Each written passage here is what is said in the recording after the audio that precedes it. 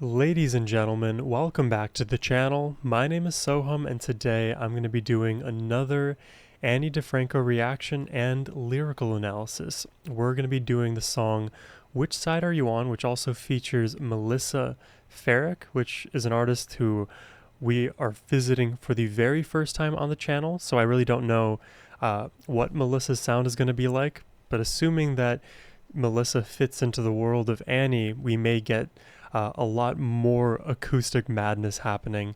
Either way, I'm excited to find out for myself, and that is all thanks to Gila the Talented for making this donation request. As always, Gila, it is much appreciated, and thank you for bringing more Ani DiFranco to the channel. Now, let's just jump in. Fake it. Alright, this is an old song, goes back to the 1930s. It's a labor song. 1930s. Workers of the world. And if you want to hit the chorus with us, that would be very nice. It's a song I learned to play at Pete Seeger's 90th birthday party. Was anybody there at Madison Square Garden? That's so cool. And but I couldn't help but rewrite the verses a little bit. You may notice. Those of you that know the song will hear the original verses kind of wafting through there. Wafting. But the choruses are one and the same, and you better fucking sing. So they're both rocking acoustic guitar.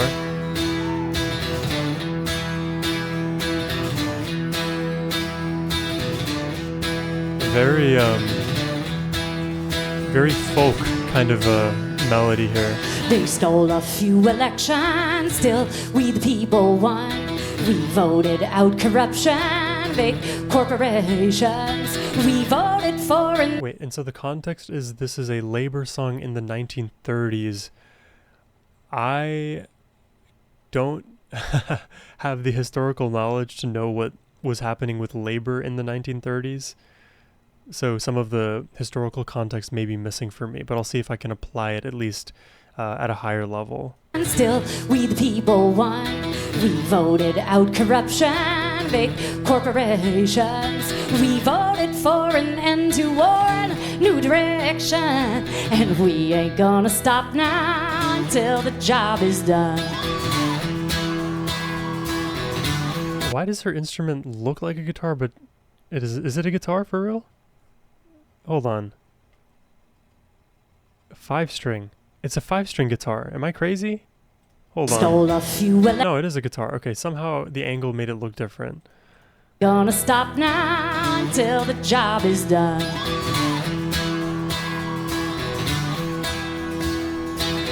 Come on, all good workers, this year is our time. Now there's folks in Washington that care what's on our minds. Come on, voters. It's ironic. Let's all vote next time. Show which side are you on now? Which side are you on? Which side are you on now? Which side are you on? Which side are you on now? Which side are you on? Which side are you on now? Which side are you on? Which side are you on now? Which side are you on? Interesting harmony.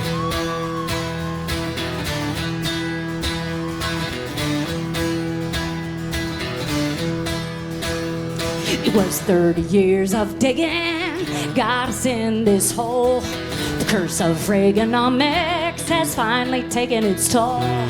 Lord knows the free market So now it's after the is 30s. anything but free. It costs dearly to the planet and the likes of you and me. Very I don't true. need no money lenders sucking on my tit now.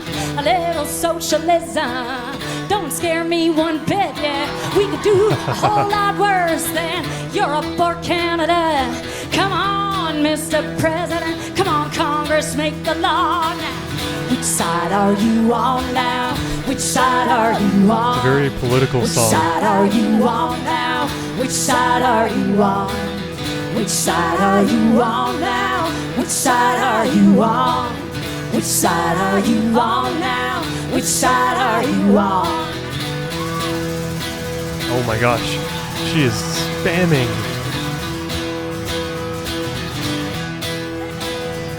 They say in Orleans Parish there are no neutrals there. There's just too much misery, there's too much despair. Or Orleans Parish? Like, what is I gotta look up what a parish means. I always hear this term thrown around in religious contexts. A parish in the Christian church, a small administrative district typically having its own church and a priest or pastor. So they say in Orleans Parish there are no neutrals there. Neutrals would be like what, political independence, like centrists?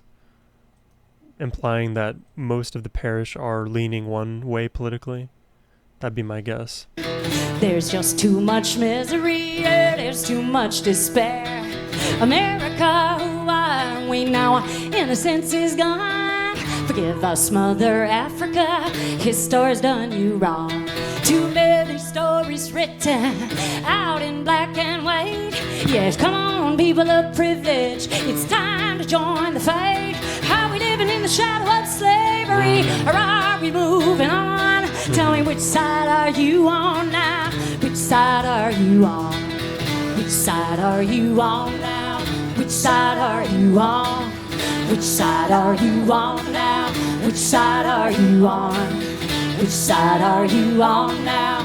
Which side are you on? Very folk vibe. Which side are you on now? Which side are you on?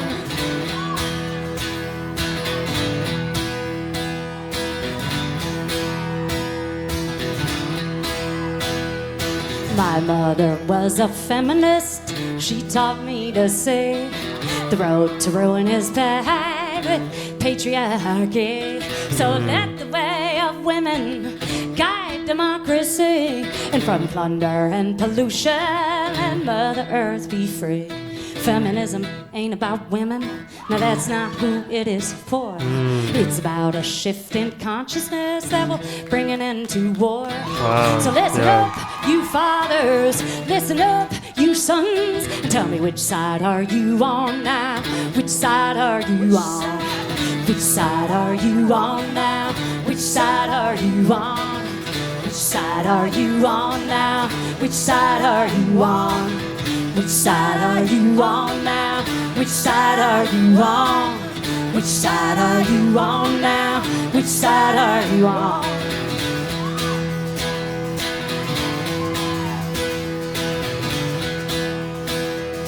The vibe has been so consistent throughout. So are we just consumers, or are we citizens? Right. Are we gonna make more garbage, or are we gonna make amends? Yeah. Are you part of the solution? Are you part of the con?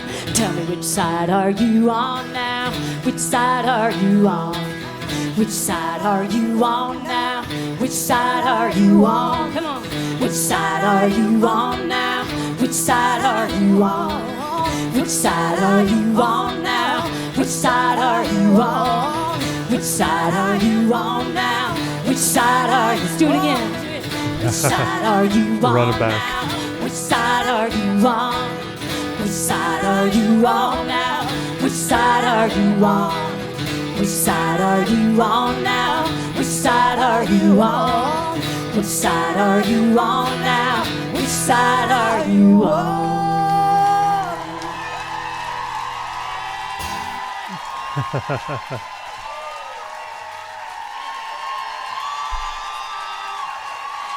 They rocked that performance.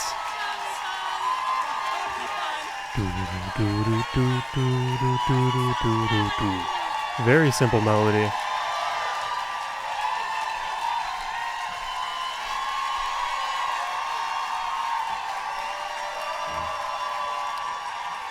Okay, I'm going to give it a pause there.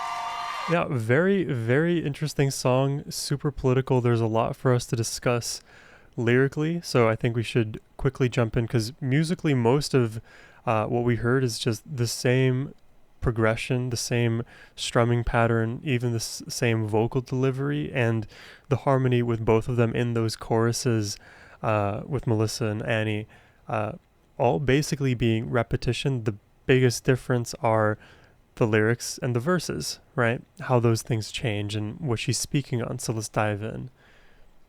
She starts with, they stole a few elections, still we the people won. We voted out corruption and big corporations. So I think this requires a bit of context for who the they is referring to. They stole a few elections, but still we the people won. So implying that whatever like oligarchies may have existed prior and done through corruption, now we're winning. But this almost feels a bit incorrect given the nature of the song. It's almost like saying the ideal rather than what's actually manifested. Because in certain instances, yes, this has happened, and in certain instances, corruption has been rooted out and big corporations have been stopped, but I don't think that's the correct way to characterize this story. I think mostly it's been corruption winning, mostly it's been big corporations winning. That's why I kind of feel like it's a bit interesting to like lead with this verse. We voted for an end to war, new direction. We ain't gonna stop now until our job is done. Come on, all good workers, this year is our time. Now there's some folks in Washington who cares what's on our minds. So I'm assuming that all of this is about the 30s, and people are actually getting what they wanted. And there's folks in Washington who are actually there to care about what's on our mind and represent us earnestly. But I can also see this line, who cares what's on our minds, being ironic as well, because, you know, who cares what's on our mind? You could interpret it that way as well, because you could say, oh, they do care, like these people in Washington who care, or who cares, you know, like that whole emphasis thing. So in this instance, I'm going to take it literally, like they do actually care about what's on their minds. Come one, come all voters. Let's all vote next time. Show them which side you're on now. Which side are you on? And within a democracy, a representative democracy, voting is the literal tool you have to affect change one way or the other. Nowadays, though, there's a lot of rhetoric going around about, you know, the vote not even mattering, because either side in this bipartisan system we have that you vote for, you'll just end up more or less with the same result, and therefore does your vote even matter? Because in the end you're voting for the person, the puppeteer behind the scenes. So it really depends on whether it's being taken literally or ironically, but the thing is, it could be both. It's ambiguous enough that you're allowed to kind of conceive of it either way. At least that's the way I'm kind of taking it. And one thing I wanted to say too, which I find gets missed a lot in political discourse these days, and on this channel I don't want to talk about politics much, and I find it interesting to listen to, just to hear the way people convey their thoughts and whether their ideologies match up with the substance of their actions. And you know, it's interesting to me, but I don't like to speak about it too much. But an important thing that I think is missed often is painting false dichotomies. Because with politics, the goal of politics is to affect change. It isn't necessarily about improving lives, improving the quality of life that we have, ameliorating the negative circumstances that many of us are afflicted by. It's about getting the vote. That is what politics is for. So the messaging all behind politics is all an effort to get you to vote for one side or the other. It's all political marketing is really what it is. It's a big machine trying to convince you to do one very specific task. So which side are you on in this bipartisan system? It doesn't always have to be a dichotomy, but when you draw that line, immediately you've painted the dichotomy. And depending on the specific topic at hand, doing the painting of that line arbitrarily potentially results in false dichotomies. And if you take a look at rhetorical arguments, the idea of a false dichotomy is presenting a scenario in a disingenuous manner, implying that there's only two possible courses of actions when there may be a third one. And when you listen to a lot of political messaging, when you hear people speak on podcasts, when you have conversations with friends of yours, try to avoid these false dichotomies. Look out for them. Be a very critical thinker in moments like this, because oftentimes when somebody presents you with two choices in the political realm, they're giving you those two choices to distract you away from the outside third option. I'm not saying necessarily to vote third party here, but think outside the box, because it is never as simple as either or. I mean, I feel like that is a very banal statement to make, but it is absolutely true. There are always more nuance to be unpacked and then spoken about, rather than, again, painting everything black and white. That is the reason why societally these days people feel more polarized than ever, rather than leaning into our commonalities, our similarities, and finding mutual understanding on the other side, and affecting change that is good for the larger, how can I say this, good for the majority of us, rather than just being stuck in our own echo chambers. Long rant over. Which side are you on now? Which side of that line that we've painted, that dichotomy that we've presented, are you on? 30 years of digging got us in this hole. The curse of Reaganomics has finally taken its toll, right? So as society has progressed, we've dug our hole further and further, and it's become more entrenched. The ways of Reaganomics have become part and parcel with the way we operate societally, and now our entire socioeconomic structure is a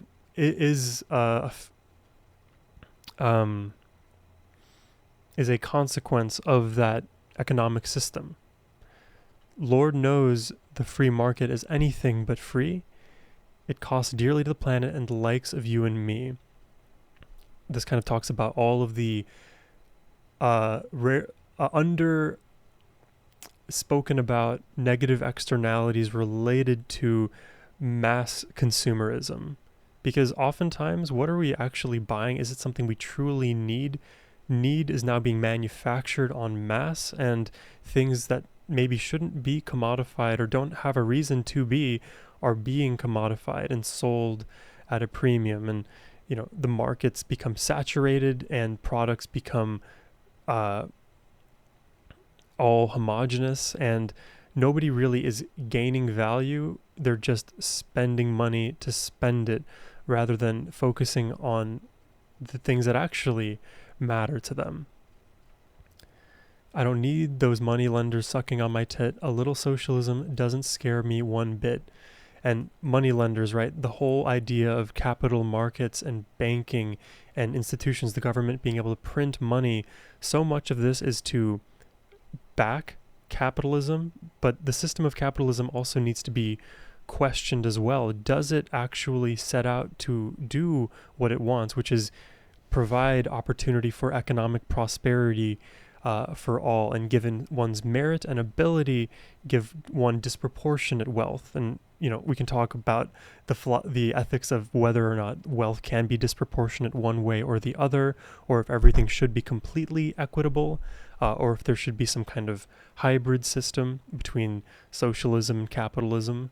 I think there's a lot of viable options to consider, but as it is now, a lot of the late stage capitalism that we're experiencing results in our society, and many of us in our society, being stuck in this perpetual rat race, stuck under perpetual stress and having to grind all the time, and really not living life for ourselves, but living life and using our blood, sweat, and tears for the benefit of others, rather than the self, rather than the soul.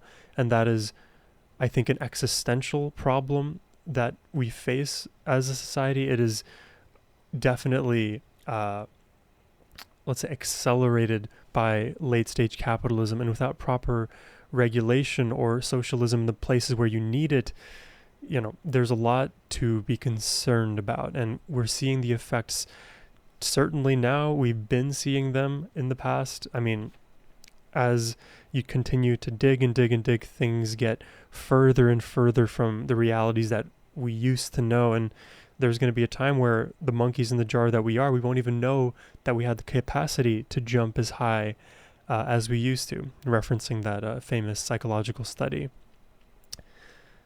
Man, can I yap. We could do a whole lot worse than Europe or Canada. Come on, Mr. President. Come on, Congress. Make the law. Which side are you on now? It's repetition here. They say in Orleans Parish, there are no neutrals there. There's just too much misery. There's too much despair. So this is either, like I said, about like the political homogeneity of this like Orleans Parish, or that everybody is being afflicted by the consequences of the socioeconomic state that we now live under, and there's so much despair. And the thing about wealth, right, is that it's generational. So those who've been wealthy for a long time and know how to accumulate wealth and amplify it, right, it's exponential rather than incremental. And if you consider inflation too, if you think about macroeconomics, the value of your dollar decreases every year. And if the value of the US dollar, if we're just talking about the United States, is also deflationary in reference to foreign currencies and markets, when you employ tariffs and other policies at an international level, the local consumer is the one who suffers and bears a lot of that economic burden, at least in the short term.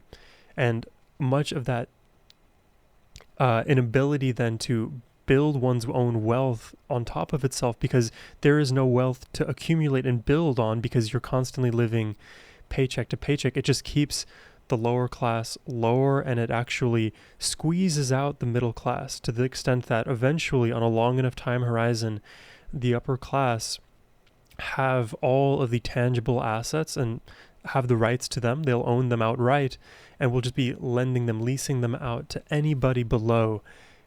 Taken to its logical extreme, no one, or at least the vast majority of people, will own anything. And I mean, there's a whole idea of like ownership, and is that even ethical? But being squeezed out in that way, en masse, systematically, we all have to keep our wits about ourselves. That is for sure. America, who are we? Now our innocence is gone. Which side are you on now? Which side are you on? I wonder what specifically this is referring to. I think we can intuit that it's coming from some of the past lyrics here. But now our innocence is gone almost implies that we were innocent at a certain time. I may actually push back against that and say there probably wasn't a true time of innocence. I think there's always been issues at hand that have forced America to grow up faster. And can a country ever be innocent? Like, I don't know. There's a lot of weird, like, philosophical questions that I have about that. A lot of nomological uncertainties there.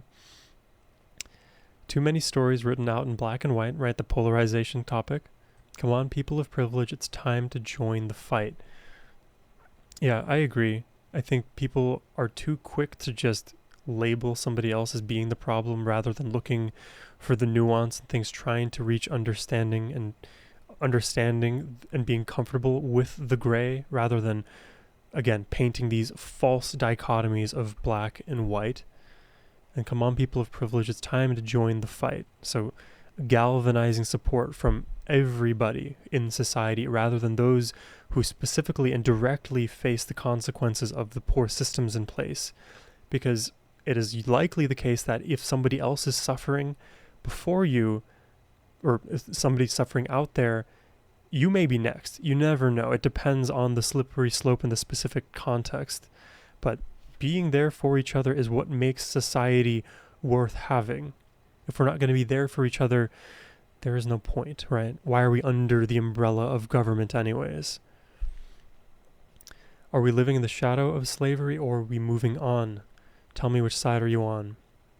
Right, so all of the vestiges of the past, are we going to continue this train? Are we going to continue doing these terrible things, or are we going to find a way to ameliorate the situations of everybody?